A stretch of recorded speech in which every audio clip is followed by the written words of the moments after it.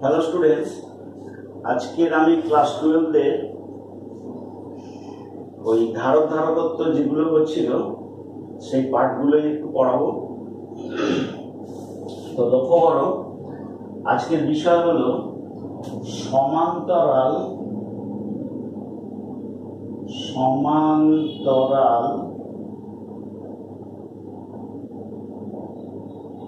পাদধারকের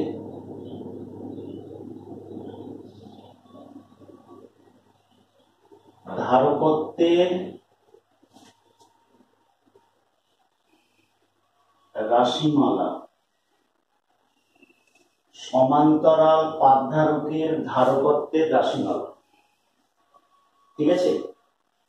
তো এখানটায় আমরা দেখব সমান্তরাল পাদ ধারক, এটা আগে আমরা পড়েছি যে ধারকের মূলনীতি ছিল, সেই মূলনীতিতে আমরা বলেছি সমান্তরাল পাদধারক ব্যাপারটা কি। তো এই অবস্থায় আজকে দেখব সমান্তরাল পাদধারকের ধারকত্বের রাশিমালা। মনে করো এই হলো দুটো সমান্তরাল পাদ, মানে এই একটা পাদ,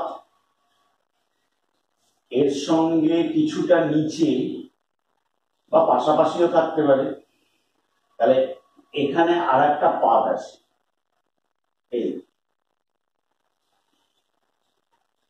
এই হলো দুটো পাদ, ঠিক আছে? কতটা ডিস্টেন্সে রয়েছে মনে করো, এদের মধ্যে ডিস্টেন্স হলো স্মল ডি, ছোট্ট হাতের ডি। তাহলে স্মল ডি ডিস্টেন্সে দুটো পাত রয়েছে। এই পাতের ক্ষেত্রফল কোনো কোনো বইতে এ আর কোনো কোনো বইতে আলফা দেওয়া আছে। এটাকে আমি এ পাত ধরে নিলাম, এটাকে বি পাত ধরে নিলাম।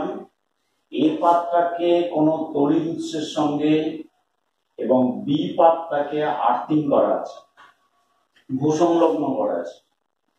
এই কন্ডিশনে আমরা পড়ব যে ধারকত্ব, মানে এই টোটাল সিস্টেমটার ধারকত্ব সি কত, ঠিক আছে?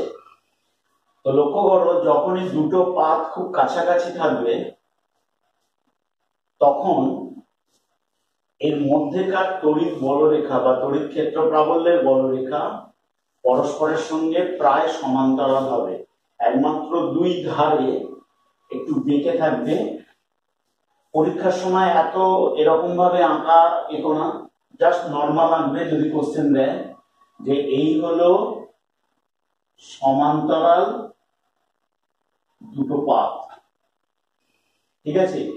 এ পাতটাকে তড়িৎ উৎসের সঙ্গে এবং বি পাতটাকে ভূসংলগ্ন করা হয়েছে।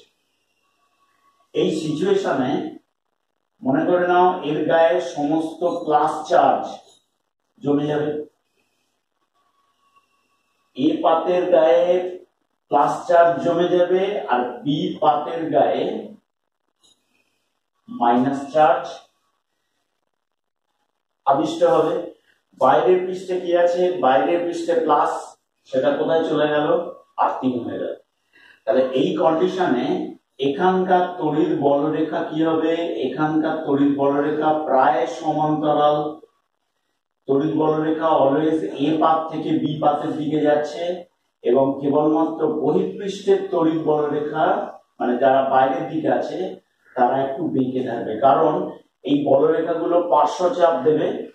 তাহলে বলরেখাগুলো পার্শ্বচাপ দেওয়ার জন্য এখানকার তড়িৎ বলরেখা, ধারের তড়িৎ বলরেখাগুলো বেঁকে থাকবে। কিন্তু আপাতত বাকি সমস্ত বলরেখা প্রায় সমান্তরাল অবস্থায় থাকবে।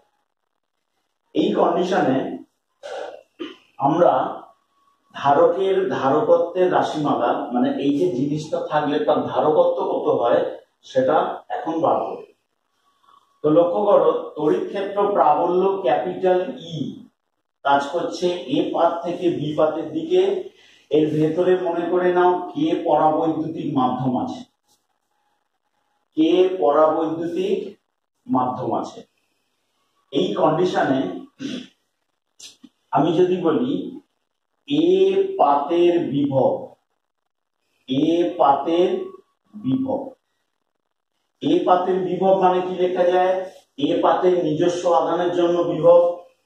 তাহলে এ পাতের নিজস্ব আধানের জন্য বিভব প্লাস বি পাতের যত আধান আছে তাদের জন্য বিভব। তাহলে প্লাস বি পাতের আধানের জন্য বিভব। ওকে, তাহলে লক্ষ্য করো এ পাতের নিজস্ব আধানের জন্য বিভব, এ পাতের নিজস্ব আধানের জন্য বিভব ধরে নিলাম ভিএ।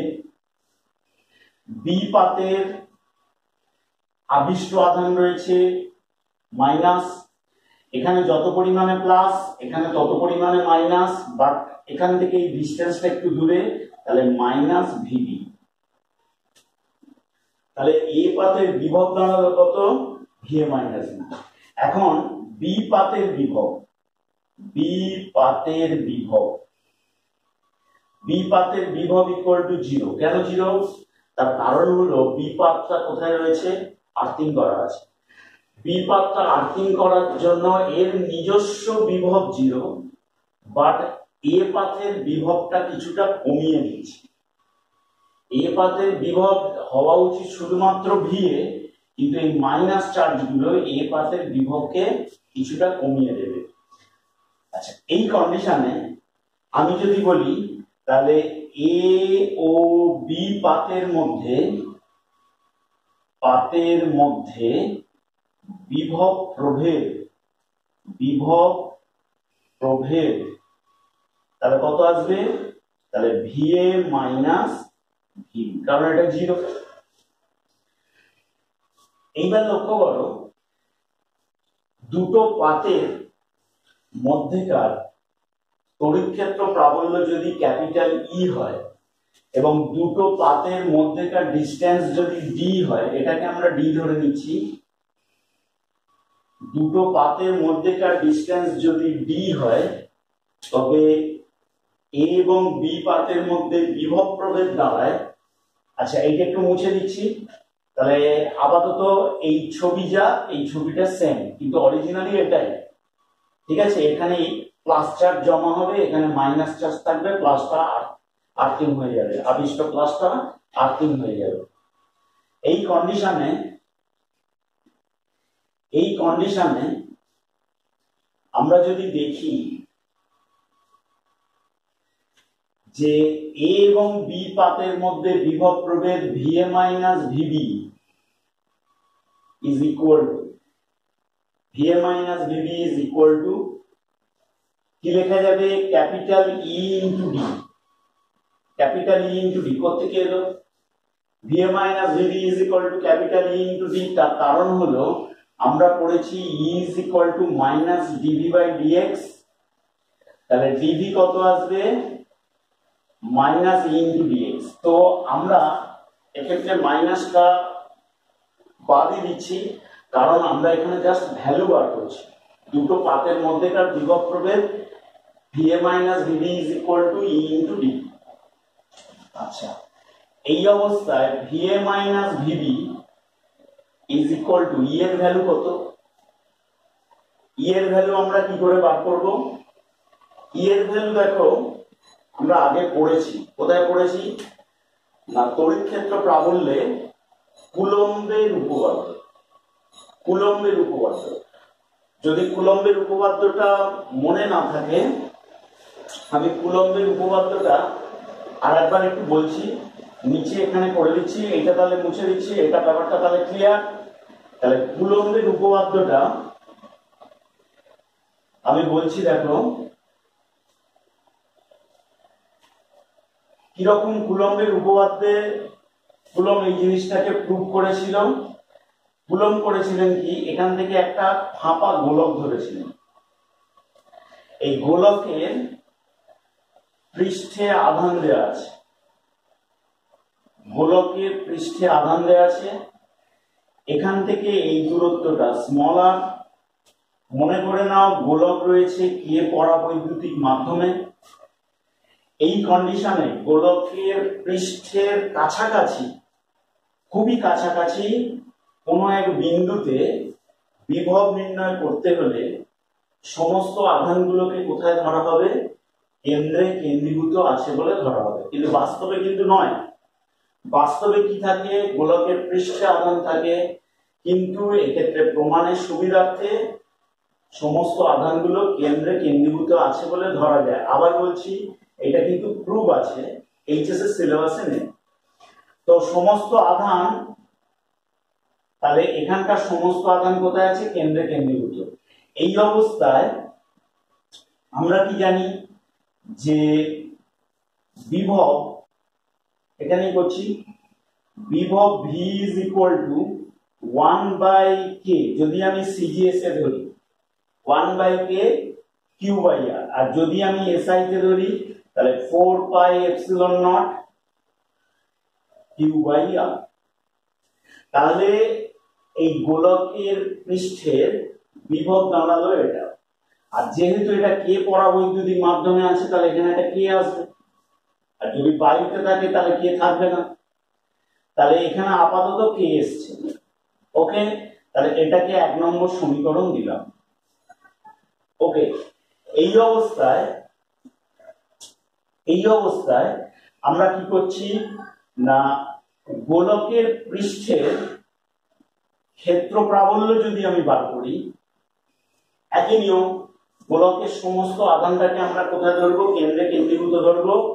গোলকের পৃষ্ঠের কোন নিকট বিন্দুতে ক্ষেত্র প্রাবল্যের পরিমাণ কি হবে? 1/4πε0k q/r²। দেখো, বিভবের ক্ষেত্রে আছে q/r, এটা আছে q/r²। এই কন্ডিশনে আমরা কি জানি? আধানের তলমাত্রিক ঘনত্ব, আধানের তলমাত্রিক ঘনত্ব কি লেখা, কি দিয়ে প্রকাশ করা হয়? সিগমা। তাহলে সিগমা ইজ ইকুয়াল টু কি লেখা যায়? q/a। মানে কি লেখা যায়? বা q সমান কি লেখা যায়? Sigma into a। That is equal two sigma into গোলকের পৃষ্ঠতলের ক্ষেত্রফল কত? 4πr²। তাহলে আমরা কি পেলাম? গোলকের পৃষ্ঠের আধানের পরিমাণ সিগমা ইনটু 4πr²। এই আধানটাকে নিয়ে যদি এখানে বা এখানে বসাই, তাহলে গোলকের পৃষ্ঠের বিভবটা কি দিয়ে পাবো? সিগমা দিয়ে বের করে ফেলবো। তাহলে capital E is equal to কত? 1/4πε0k, কিউ এর জায়গায় সিগমা ইনটু 4πr²/r²। ঠিক আছে, তাহলে দ্যাট ইজ ইকুয়াল টু কত? ই সমান কত আসবে? 4π কেটে গেল, তাহলে সিগমা বাই ε0 কি। তাহলে এটাই হবে কুলম্বের উপপাদ্য। এটাই হবে কুলম্বের উপপাদ্য। লক্ষ্য করো, এই সমীকরণের মধ্যে কোনো ব্যাসার্ধ নেই, অথচ আমি এটাকে গোলক ধরেছিলাম। এই সমীকরণের মধ্যে আপাতত কোনো ব্যাসার্ধ নেই। তাহলে এর দ্বারা কুলম্ব বলেছিলেন যে কোনো আহিত পরিবাহী, শুধু গোলক নয়, যে কোনো আহিত পরিবাহীর নিকট বিন্দুতে তড়িৎ ক্ষেত্র প্রাবল্য ওর আধানের তলমাত্রিক ঘনত্বের 1/ε0 k গুণ। আবার বলছি, যে কোনো আহিত পরিবাহীর নিকট বিন্দুতে তড়িৎ ক্ষেত্র প্রাবল্য সিগমা বাই ε0 k গুণ। এটা কোন পদ্ধতিতে? এসআই পদ্ধতিতে। আচ্ছা, আমি 1 নম্বর সমীকরণটা করলাম কেন? এটাকে বোঝাবার জন্য যে বিভব যদি সিগমা দিয়ে বার করি, তোমার কিউ এর এই ভ্যালুটাকে এখানটা পুট করে দাও, সব সিগমা দিয়ে বেরিয়ে আসবে। আমরা এক্ষেত্রে কি করেছি? কিউ এর এই ভ্যালুটাকে এখানে পুট করেছি, করে কুলম্বের উপপাদ্যটাকে প্রকাশ করেছি। ঠিক আছে, এটা তাহলে কোন পদ্ধতিতে হলো? এটা এসআই পদ্ধতিতে হলো। ঠিক আছে, এটা মনে রাখবে, এটা কাজে লাগবে এখানে, কারণ এটাও আহিত পরিবাহী, এই আহিত পরিবাহীর নিকট বিন্দুতে সমান্তরাল পাত তো অনেক ডিস্টেন্সে থাকে না, খুবই কাছাকাছি অবস্থায় থাকে। অঙ্ক এক্ষুনি করাবো, দেখবে হয়তো 0.02 মিটার, সরি 0.02 সেন্টিমিটার, মিলিমিটারে এরকম সব ডিস্টেন্স আছে, এক্ষুনি অঙ্ক করাবো। দেখো তার আগে থিওরিটা দেখা যাক। তাহলে এসআই পদ্ধতিতে ই এলো, এটা দেখো তো সিজিএস এ কি আসবে, সিজিএস এ কি আসবে, capital E is equal two এইগুলো থাকছে না, তাহলে শুধু 1/k Q by r square. ঠিক আছে, capital E is equal to 1/k, q এর জায়গায় কত, এটা sigma into 4 pi r square by r square কেটে গেল। তাহলে ই সমান কত আসছে, ই সমান আসছে কত, 4 পাই সিগমা বাই কি। তাহলে আধানের তলমাত্রিক ঘনত্বের 4 পাই বাই কে গুণ আধানের তলমাত্রিক ঘনত্বের 4 পাই বাই কে গুণ। ঠিক আছে, এই জিনিসটাই টোটালটাই আমার এখানে কাজে লাগে। ওকে, লক্ষ্য করো। তাহলে প্রথমে আমি এসআই করছি, প্রথমে আমি এসআই এর ব্যাপারটা করছি।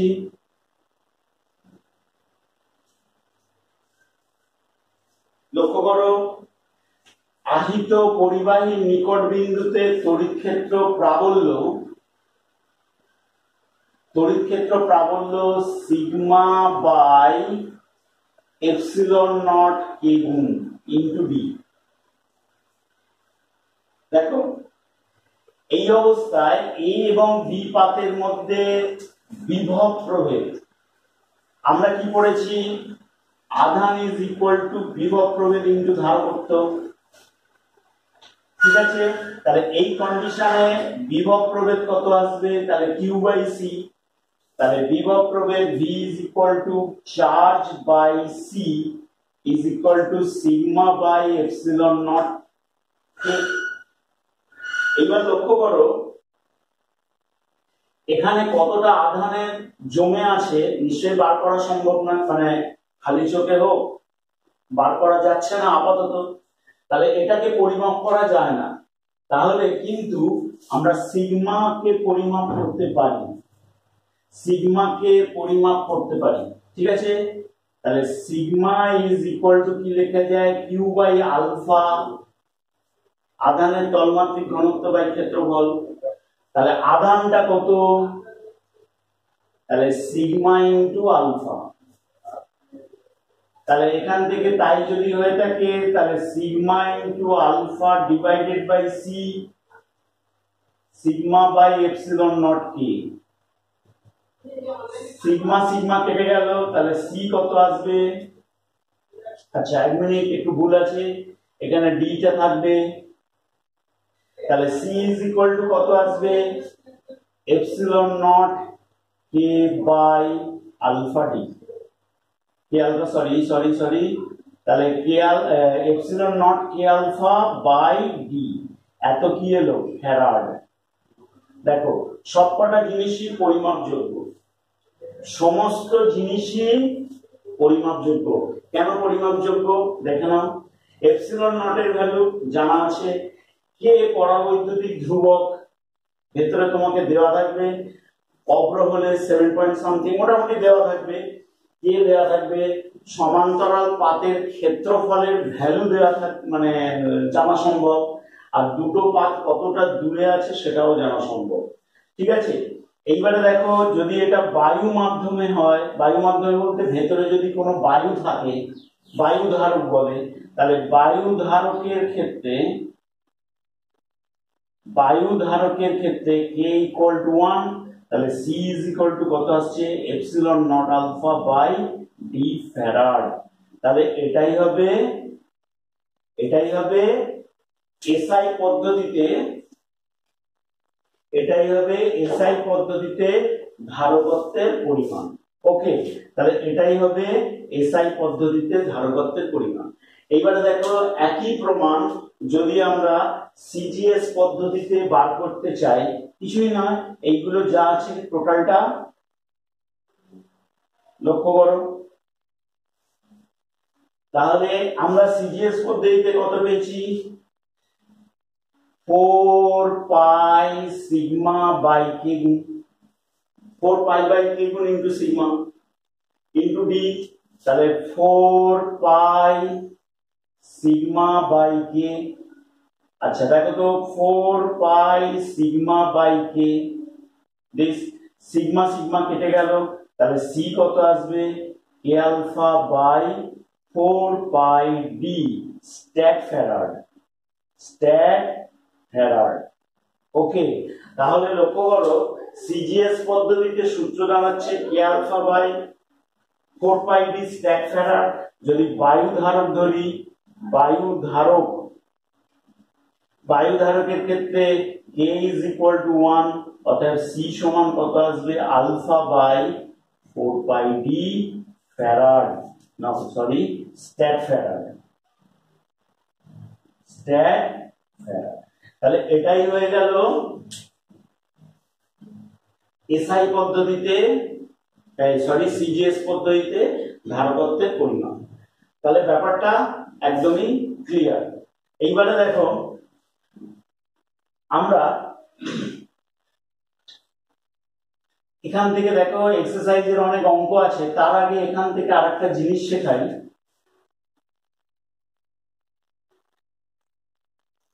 লক্ষ্য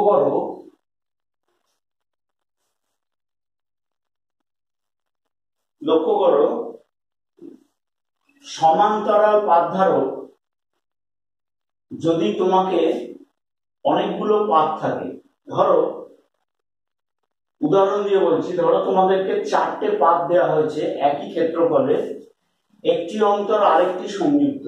এরকম ধরো এই একটা পাত, এই একটা পাত সমান ডিস্টেন্সে থাকতে হবে। ওকে, তাহলে এই একটা পাত, এই একটা পাত, এই একটা পাত, তাহলে সমান ডিস্টেন্সে অবস্থিত 4টে পাত নেওয়া হয়েছে, একটি অন্তর আরেকটি যুক্ত, মানে এই পাতটা গিয়ে এর সঙ্গে যুক্ত, তাহলে 1 নম্বর পাত আর 3 নম্বর পাত যুক্ত।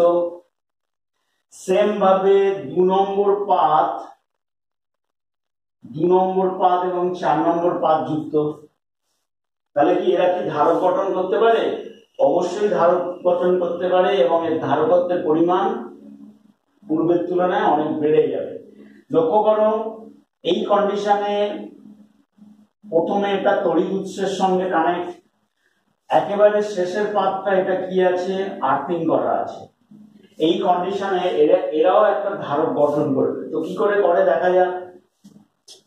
লক্ষ্য করো এখানে প্লাস আধান আহিত হয়ে যাবে, গোটা পৃষ্ঠটাই প্লাস আধানে আহিত হয়ে যাবে। সঙ্গে সঙ্গে আবেশের দরুন যেহেতু এটা প্লাস, তাহলে এখানে কি হবে? মাইনাস আধান আহিত হয়ে যাবে। তাহলে 2 নম্বর পাতে মাইনাস আধান আহিত হলো, এবং 2 নম্বর পাতে তাহলে এই মাইনাস আধানটা কি? অবশ্যই বদ্ধ আধান, মাইনাস আধানটা অবশ্যই বদ্ধ আধান। আর বাইরের পৃষ্ঠে কি হবে? বাইরের পৃষ্ঠে মুক্ত আধান হবে প্লাস, কিন্তু এই মুক্ত আধান থাকবে না। কেন থাকবে না? যেহেতু 2 নম্বর পাতটা দেখো আর্থিং করা আছে 4 এর সঙ্গে কানেক্ট, তাহলে এই প্লাস গুলো চলে যাবে। ওকে, এই অবস্থায় তড়িৎ ক্ষেত্র কোন দিক থেকে কোন দিকে কাজ করবে? তড়িৎ ক্ষেত্র কাজ করবে এই দিক থেকে। দেখো না, তাহলে এটা একটা ধারক হিসেবে কাজ করলো। ওকে, এইবারে লক্ষ্য করো 3 নম্বর পাতও 1 নম্বরের সঙ্গে কানেক্ট, 3 নম্বর পাতও 1 নম্বরের সঙ্গে ডাইরেক্ট কানেক্ট আছে, মানে একেবারে সরাসরি যুক্ত। এই কন্ডিশনে 3 নম্বর পাতের গায়ে চারিদিকে কি হয়ে যাবে? আধান জমে যাবে চারিদিকে। কিন্তু তাহলে তুমি বলবে আমি শুধু এটা নিচে এঁকেছি কেন? তাহলে এটাও কিন্তু ওপরের পৃষ্ঠেও আধান আছে, কারণ যেহেতু এটা সরাসরি যুক্ত, ও আধানগুলো সরাসরি ওই পাতেতে সাপ্লাই দিয়ে দিচ্ছে। তাহলে তেমনি তাহলে 3 নম্বর পাতেও দেখা যাবে আধানগুলো সমস্ত চারিদিকে ছড়িয়ে গেছে। এই অবস্থায় লক্ষ্য করো 3 এর জন্য 2 এর ভেতরে মানে এই পৃষ্ঠটায় মাইনাস আধান আবিষ্ট হবে,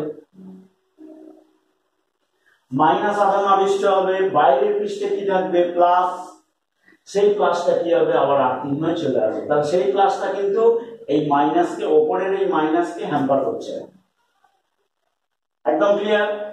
তাহলে এই কন্ডিশনে কি হবে, তাহলে এই বাইরের পৃষ্ঠে মাইনাসটা থেকে গেল, বা এই মাইনাসটা, এই ওপরের মাইনাসটা 1 নম্বর পাতের জন্য, আর ভিতরের মাইনাসটা 3 নম্বর পাতের জন্য। ওকে, তাহলে তড়িৎ ক্ষেত্র কোন দিকে কাজ করবে, এই ডিরেকশন থেকে এই ডিরেকশনে কাজ করবে। তাহলে এটাও একটা ধারক তৈরি হলো। আবার লক্ষ্য করো, নিচের পাতটা প্লাস, মানে নিচের পাতটা বলছি সরি, 3 পাতের নিচের অংশটা প্লাস, সেই প্লাসের জন্য কি হবে এখানে আবার মাইনাস। তাহলে কি হবে, তড়িৎ বলরেখা এই দিক থেকে এদিকে কাজ করবে, বাইরের পৃষ্ঠে প্লাস, আর্থিং হয়ে চলে যাবে। তাহলে এখানে আরেকটা ধারক হলো। তাহলে কটা ধারক হলো, তাহলে এই একটা ধারক, এই একটা ধারক এন্ড এই একটা ধারক। তাহলে আধান আছে কটা, আধান রয়েছে, সরি ভুল বলছি, পাদ আছে কটা, পাদ রয়েছে 4টে, ধারকের সংখ্যা হচ্ছে 3টে। 4টে পাতের জন্য ধারকের সংখ্যা হয় 3। তাহলে n সংখ্যক পাতের জন্য, n সংখ্যক পাতের জন্য ধারকের সংখ্যা হবে n-1। ক্লিয়ার? n সংখ্যক পাতের জন্য ধারকের সংখ্যা হবে n-1। এই কন্ডিশনে আমরা ধারকত্ব, জাস্ট এইটার ধারকত্ব আমরা কি পড়েছি, এইটার ধারকত্ব পড়েছি k epsilon naught alpha by D, এত ফ্যারাড একটার জন্য, or 4 pi k alpha by 4 pi d, এত স্ট্রেট ফ্যারাড, এটা পড়েছি। ঠিক আছে? তো একটার জন্য এটা, এখানে কটা আছে, 3টে আছে, তাহলে 3 মাল্টিপ্লাই হয়ে যাবে।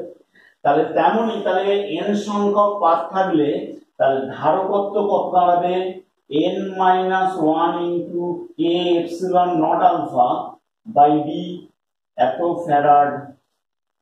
ওকে, और c is equal to n, এটা SI, और c is equal to n-1 into k alpha by 4 pi d stat farad।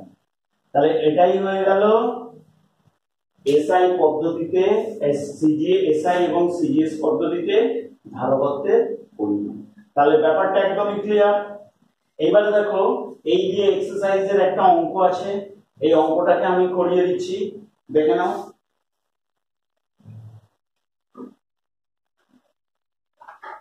তোমাদের পেজ নাম্বার দেখো, পেজ নাম্বার 176। এবার কার বইয়ের সঙ্গে মিলছে কিনা জানি না, লক্ষ্য করো 23 দাগের অঙ্ক, সেট 1 এর 23 বলছে 0.2 মিটার ব্যাসের কিছু সংখ্যক বৃত্তাকার ধাতব পাত। আমি একবার অঙ্কটা বলছি, মিলিয়ে নাও। 0.2 মিটার ব্যাসের, এক মিনিট,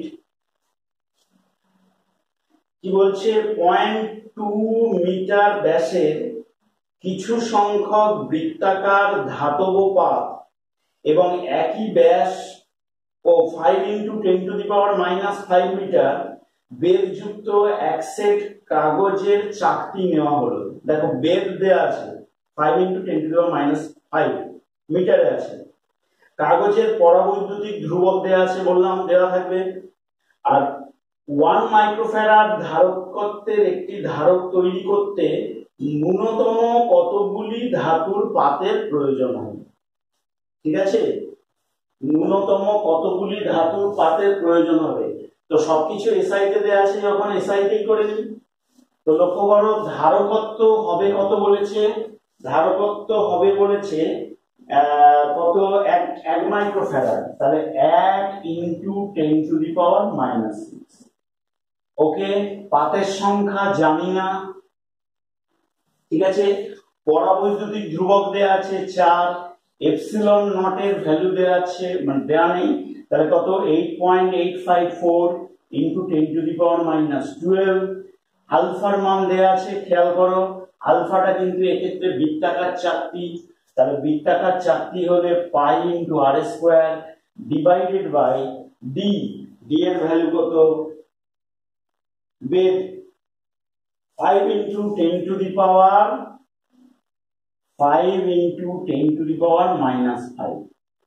ঠিক আছে। আর ব্যাসার্ধ ব্যাস দেয়া আছে, কত 0.2 মিটার, তাহলে ব্যাসার্ধ কত হবে 0.1 মিটারে স্কয়ার। তবে একটা কথা বলে রাখি, এসআই পদ্ধতিতে যদি এই টাইপের অঙ্কটা করো অ্যাকিউরেট আনসার আসবে না। এই কারণে আসবে না, এই মানটার জন্য, কারণ এই মানটা কিন্তু আমরা অ্যাকিউরেট নিই, এই মানটা বিশাল বড় মান, কিন্তু ক্যালকুলেটরে দেখে রাখবে। তাহলে 8.854 ইনটু 10⁻12 যে আমরা লিখেছি এটা কিন্তু পুরোপুরি অ্যাকিউরেট মান না, কিন্তু এটা লিখলেই হবে। তাহলে এই অবস্থায় কিন্তু পুরোপুরি আনসারটা আসছে না, তাহলে কি এই পদ্ধতিতে করলে হবে। এইবারে দেখো কেউ যদি বলে যে না আমি এটাকে সিজিএস এ করতে চাই, তাহলে সিজিএস এ কেমন আসবে দেখে নাও। এই জিনিসটা কেউ যদি বলো সিজিএস এ করব, সিজিএস এ করলে কিন্তু একদমই অ্যাকিউরেট আনসার আসবে।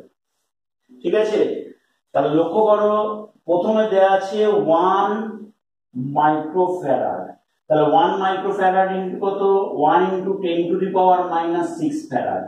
এবারে 1 ফ্যারাড মানে কত লেখা যায়, 1 ফ্যারাড মানে হলো 1 farad is equal to 9 into 10⁻11 stat farad. Okay, তাহলে 9 ইনটু 10⁻11 স্ট্যাট ফ্যারাডে চলে এলাম। ওকে, এই কন্ডিশনে এখানটা এবারে বসাচ্ছি, তাহলে 10⁻6 9 into 10⁻11 is equal to n-1। n-1 কি ফর্মুলা ছিল, ধারকত্বের ফর্মুলা ছিল k alpha by 4 pi d, k alpha by 4 pi d। কেন দেখো অ্যাকিউরেট আসবে, n-1 k এর ভ্যালু 4 আর এটা হলো pi into r square divided by 4 pi d। দেখো পাই কেটে গেল, 4 কেটে গেল, তাহলে n-1 ইনটু, আচ্ছা আর এর ভ্যালু কত, আর এর ভ্যালু দেয়া আছে 0.1 মিটার, তাহলে 0.1 ইনটু 100 তা স্কয়ার, 0.1 ইনটু 100 বাই তা স্কয়ার। আর ডি এর ভ্যালু কত দেয়া আছে, ডি এর ভ্যালু দেয়া আছে 5 ইনটু 10⁻⁻5 ইনটু 100, এখানকার একটা 100 কেটে যাবে, ব্যাস। দেখবে তোমরা এটাকে ক্যালকুলেশন করে দেখো, দেখবে বইয়ের সঙ্গে একদম অ্যাকিউরেট আনসার আসছে এবং আনসারটা আসবে 46, বইতে যা দেয়া আছে তাই। অবশ্যই n এর ভ্যালু আসবে, নট n-1। তাহলে এরকম ভাবে আমরা একটা অঙ্ক সলভ করলাম। আচ্ছা এইবারে আগের দিনে অনেকে বলেছিল যে 6 এর অঙ্কটা হয়নি, সেট 1 6 এর অঙ্ক খুব ভালো অঙ্কের মধ্যে একটা, আইআইটি তে পড়েছিল, এই অঙ্কটা একটু দেখে নাও। ঠিক আছে, তাহলে সেট 1 এর 6 এর অঙ্ক, সেট 1 এর 6 এর অঙ্কটা কি বলছে দেখো। সেট 1 এর 6 এর অঙ্কটা বলছে দুটি সদৃশ্য ধারকের প্রত্যেকটি ধারকত্বের মান c। তাহলে এ একটা ধারক আছে, এই আর একটা ধারক আছে, দুজনের ধারকত্ব c, এরও c এরও c, এদেরকে আলাদা আলাদা বিভব দ্বারা আহিত করা হয়েছে, এদেরকে আলাদা আলাদা বিভব দ্বারা আহিত করা হয়েছে নিশ্চয়ই। তাহলে দেখো এদের একটিকে v1 এবং অপরটিকে v2 বিভবে আহিত করা হলো, সাপোজ এটা v1, ঠিক আছে, আর এটা হলো v2 বিভবে আহিত করা হলো, v2 বিভবে আহিত করা হলো। ওকে, এই কন্ডিশনে এদের মিলিত শক্তি কত, এদের মিলিত শক্তি, এদের এদের মিলিত শক্তি আমি E1 ধরলাম, that is equal to half C V1 square plus half C V2 square, তাহলে half C কমন নিয়ে নাও, তাহলে V1 square plus V2 square, এটা 1 নম্বর সমীকরণ। তাহলে এদের মিলিত শক্তি দাঁড়াচ্ছে এটা। এইবারে লক্ষ্য করো, উভয়ের ঋণাত্মক পাত দুটিকে একই সঙ্গে যুক্ত করা হলো। যখন ধনাত্মক পাত দুটিও যুক্ত করা হলো তখন সমবায়ের শক্তির হ্রাস কত? লক্ষ্য করো, এটা প্লাস, এখানে প্লাস আধানে আহিত হবে, এর ভেতরটা মাইনাস, এখানে প্লাস আধানে আহিত হবে, এখানে ভেতরে মাইনাস, কিন্তু আধান কিন্তু একই থাকবে না। যেহেতু ধারকত্ব একই কিন্তু বিভব আলাদা, এখানকার বিভব V1, এখানকার বিভব V2, তাহলে ধারকত্ব একই হলেও আধান একই থাকবে না। মনে করে নাও এখানে বেশি আধান আছে, এখানে অপেক্ষাকৃত কম, মনে করে নিচ্ছি। এইবার লক্ষ্য করো, দুজনের প্লাস গুলোকে একই জায়গায়, এই দুজনের প্লাস গুলোকে একই জায়গায়, মাইনাস গুলোকে একই জায়গায় কানেক্ট করা হলো, মানে জিনিসটা দাঁড়ালো এই, মানে কি সমবায় চলে এলো? সমান্তরাল সমবায়। ওই জন্য প্রথমের দিন এই অঙ্কটা বলিনি, কারণ সমান্তরাল সমবায়ের সূত্রটা জানা ছিল না। তাহলে আমরা কি জানি, যখনই এইরকম কন্ডিশনে আসবে তখনই কি হবে? আধানের বন্টন হবে। আধানের বন্টন হওয়ার পর একটা সাধারণ বিভবে পরিণত হবে, অর্থাৎ দুটো ধারকের সাধারণ বিভব কত? দুটি ধারকের সাধারণ বিভব ভি, দুটি ধারকের সাধারণ বিভব ধরে নেওয়া হলো ভি। তো তোমরা একটা সূত্র জানো এবং তোমাদেরকে আমি মুখস্থই করতে বলেছিলাম, ভি সমান কি ফর্মুলা ছিল? C1 V1 plus C2 V2 divided by কত লেখা যায়? C1 plus C2। তাহলে V is equal two C1 এর জায়গায় CV1 plus CV2 divided by C1 plus C2 মানে 2C, that is equal two C common নিলে V1 plus V2 divided by 2C, C কেটে গেল, that is equal to V1 plus V2 divided by 2। তাহলে এটাই হয়ে গেল ধারক দুটো সাধারণ বিভব। তাহলে এখন শক্তি কত? এখন শক্তি এখানটা করছি, এখন শক্তি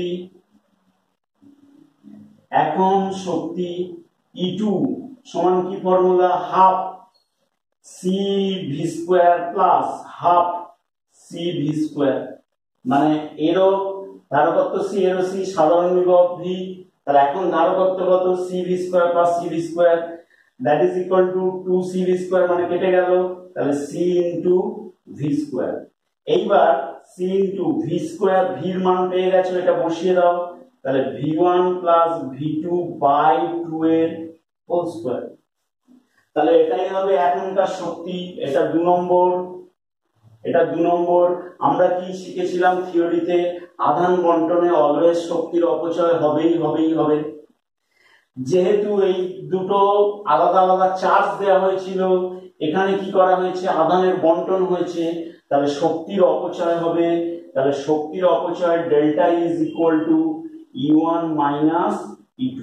E1 এর ভ্যালুটাকে নিয়ে 1 নম্বরের ভ্যালুটাকে নিয়ে পুট করো, 2 নম্বর ভ্যালুটাকে নিয়ে পুট করো, একটু ক্যালকুলেশন করো, দেখবে বইয়ের সঙ্গে যে উত্তরটা আছে সেটা মিলে যাবে। ক্লিয়ার? এটা আইআইটির অঙ্ক, আইআইটি 2002, ঠিক আছে? তাহলে এই অঙ্কটা খুব ভালো অঙ্ক, দেখো দেখে রাখো। ওকে, তাহলে আমরা কি করলাম? প্রথমে আগে E1 টা বার করে নেব, শক্তি মানে আধান বন্টনের পূর্বে শক্তি বার করে নিলাম, আধান বন্টনের পরে শক্তি বার করে নিলাম, নেওয়ার পরে দুজনে বিয়োগ দেবো, দিলেই পেয়ে যাবো। ওকে, তাহলে এই কন্ডিশন হলো।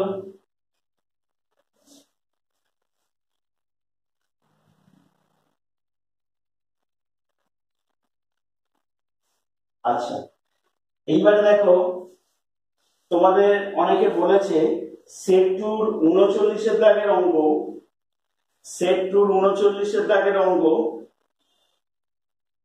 করে দিতে, ঠিক আছে। তাহলে সেট টু 39, অঙ্কটা ছবি দেওয়া আছে, ছবিটাকে যদি ঠিকঠাক ভাবে সলভ করতে পারো এই অঙ্ক হয়ে যাবে। সেট টু 39 আমাকে বলেছে সলভ করে দিতে। আচ্ছা, ছবিটা কি একটু আঁকতে হবে। ছবিটা হলো এই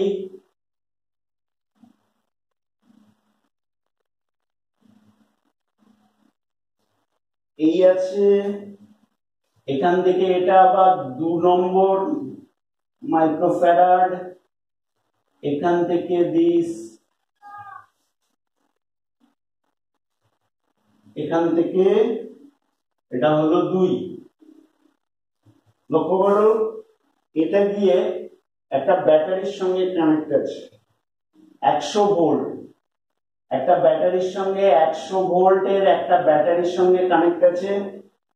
এটা 3 মাইক্রোফ্যারাড, এটা কত আসছে 3 মাইক্রোফ্যারাড, এটা কত আসছে 2 মাইক্রোফ্যারাড, এটা কত আসছে 1 মাইক্রোফ্যারাড, এটা কত আসছে 2 মাইক্রোফ্যারাড, ঠিক আছে। তাহলে আপাতত ছবিটা এই। এখন প্রশ্ন দিয়েছে নিচে নিচের বর্তনীতে 5টি ধারকের একটি সমবায়কে 100 ভোল্ট উৎসের সঙ্গে যোগ করা হলো। বর্তনীর মোট আধান ও সঞ্চিত শক্তির পরিমাণ। তাহলে মোট আধানটা বার করতে পারলেই আমার হয়ে যাবে। ওকে, এখন এই এখানকার তুল্য ধারকত্বটা কত সেটা বার করতে পারলেই আমার অঙ্ক খতম। কিন্তু তুল্য ধারকত্বটা বার করা এক্ষেত্রে একটু চাপে। তো দেখা যাক একটু নাম্বারিং করে নিই। তাহলে লক্ষ্য করো, এটা 1 নম্বর, এটা 2 নম্বর, ঠিক আছে। এটাকে 1 নম্বর দিলাম, এটাকে 2 নম্বর দিলাম। লক্ষ্য করো, এটা 3, এটা 4, এটা 5, এটা 6। তুমি এটাও 5 6 ধরতে পারো, ওটা নিয়ে কোনো ফ্যাক্টর নয়। এটা 7, এটা 8, এটা 9, এটা 10, ঠিক আছে। লক্ষ্য করো, 1 সঙ্গে 4 কানেক্ট, 5 কানেক্ট, আর কেউ কানেক্ট নেই। তাহলে 1 সঙ্গে 4 কানেক্ট, 1 সঙ্গে 5 কানেক্ট। তাহলে 1 সঙ্গে, আচ্ছা এটাকে লাল কালে দিয়ে দিই। 1 সঙ্গে 4 কানেক্ট, 1 সঙ্গে 5 কানেক্ট, 1 সঙ্গে 4 কানেক্ট, 1 সঙ্গে 5 কানেক্ট। ওকে, এইবার লক্ষ্য করো, 2 সঙ্গে 3 কানেক্ট, 2 সঙ্গে আবার 7 কানেক্ট, 2 সঙ্গে 3 কানেক্ট, 3 আবার 4 পাশে আছে, 3 আবার 4 পাশে আছে। তাহলে 2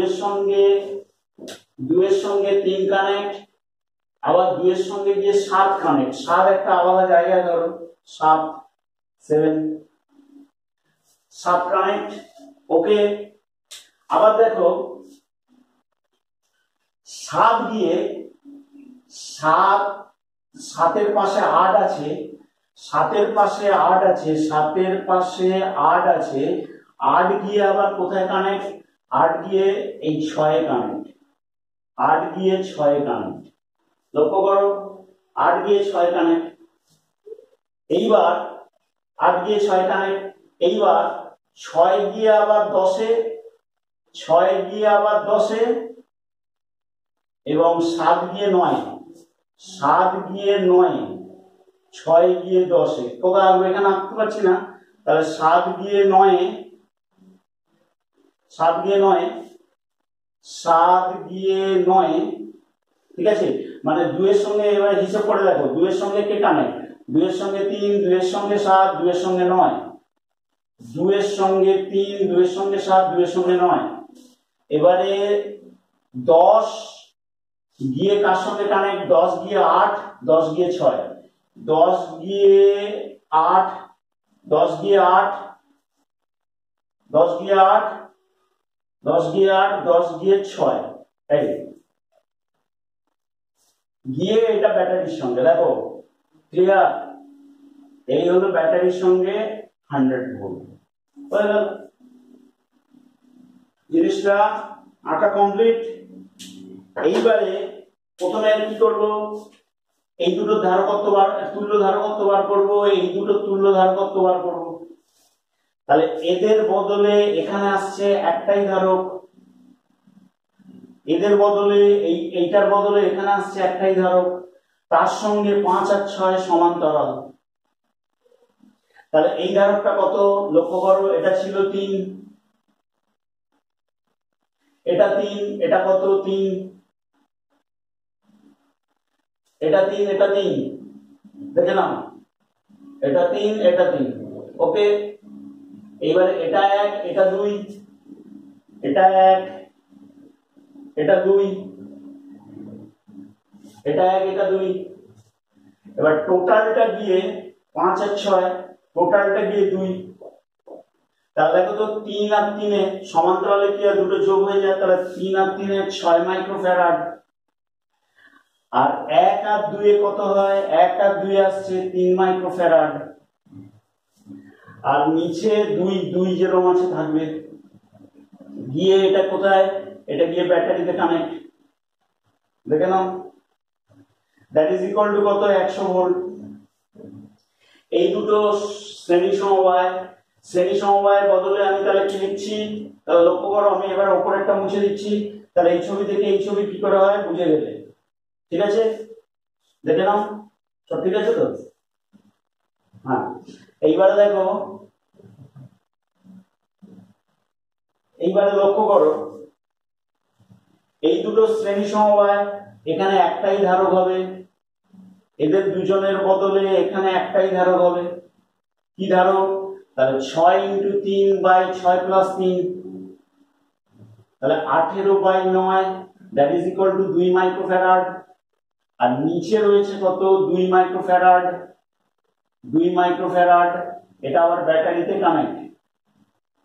ওকে, তাহলে 2 + 2, তাহলে এটা হলো কত, 4 মাইক্রোফ্যারাড, তুল্য ধারকত্ব, তুল্য ধারকত্ব। ওকে, এইবারে আমাকে জানতে চেয়েছে কোশ্চেনে যে বর্তনীতে মোট আধান কত, তাহলে ভোল্ট হলো 100, তাহলে মোট আধান Q is equal to CV, C এর ভ্যালু কত 4 into 10⁻⁻6, আর V এর ভ্যালু কত 100 ভোল্ট, that is 4 into 10⁻⁻4, নিচে 4 into 10⁻⁻4 কুলম। কেউ মাইক্রো কুলমে লিখতে পারলেও লিখবে, কোনো অসুবিধা নেই। তাহলে এখানটায় তাহলে মাইক্রোফ্যারাডটাকে চেঞ্জ করার কোনো দরকার নেই, মাইক্রোফ্যারাড ইনটু 100 মানে 400 মাইক্রোফ্যারাড ইনটু 100, হ্যাঁ 400 মাইক্রোকুলম, 400 মাইক্রোকুলম, কেউ এটা দিয়েও লিখতে পারবে। আচ্ছা, এইবারে তোমাদের চেয়েছে সঞ্চিত শক্তি কত, তাহলে শক্তি E is equal to কত লেখা যায়, হাফ CV স্কয়ার, তাহলে হাফ C কত, C হলো C কত 4 into 10⁻⁻6, তখন কিন্তু মাইক্রোতে রাখলে জীবনে অঙ্ক হবে না, সব টোটাল অঙ্কটাই ভুল। তাহলে 4 into 10⁻⁻6 মাইক্রোফ্যারাডকে ফ্যারাডে আনলাম ইনটু 100 স্কয়ার, ঠিক আছে, এবার একটু ক্যালকুলেট করে নেবে, দিলে যা আসবে ভাই, ঠিক আছে। আজকের এই পর্যন্ত ইতি, বুঝতে পারছো আমার ইন্টারনেটের একটু সমস্যা হয়েছে, তো আপাতত যেগুলো করালাম ফার্স্ট ব্যাচে কিন্তু এরকম ভাবেই পড়িয়ে গেছি, সেকেন্ড এবং থার্ড ব্যাচ এইগুলো করে রাখো। ওকে, বাই।